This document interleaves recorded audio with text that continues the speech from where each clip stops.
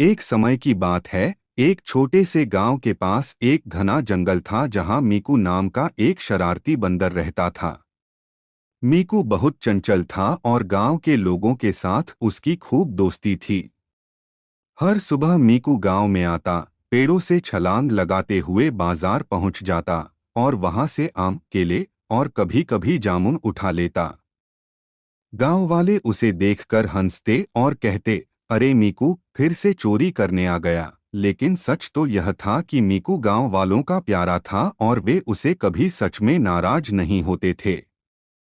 गांव के बच्चे मीकू को बहुत पसंद करते थे।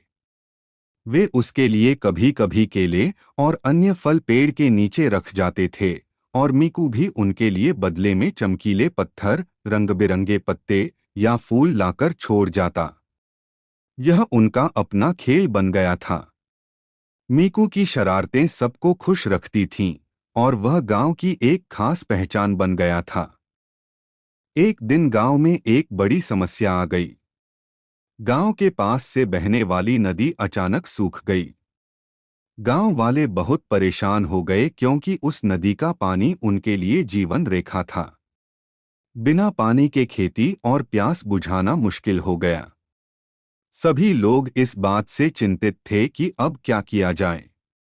उन्होंने जंगल में जाकर नदी का स्रोत खोजने का निर्णय लिया, लेकिन कोई नहीं जानता था कि रास्ता कैसे ढूंढें। उसी समय मीकू पेड़ पर बैठा यह सब देख रहा था। उसकी छोटी आंखें चमक उठीं।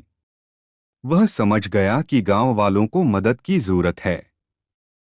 वह तुरंत जंगल की ओर भागा।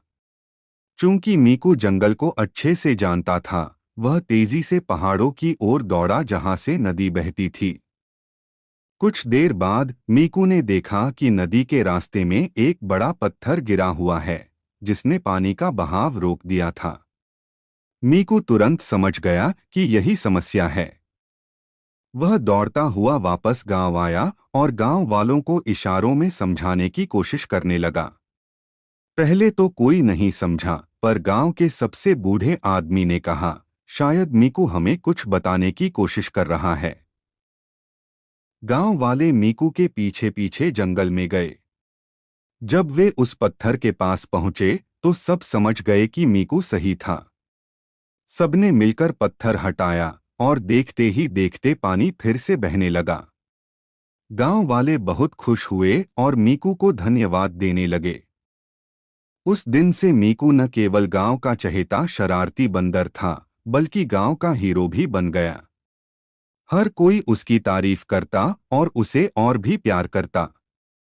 और मीकू अपनी चंचलता के साथ फिर से अपने दोस्तों के बीच उछलता कूदता रहता, जैसे कुछ हुआ ही न हो। गांव और मीकू की यह दोस्ती अब और भी गहरी हो गई थी।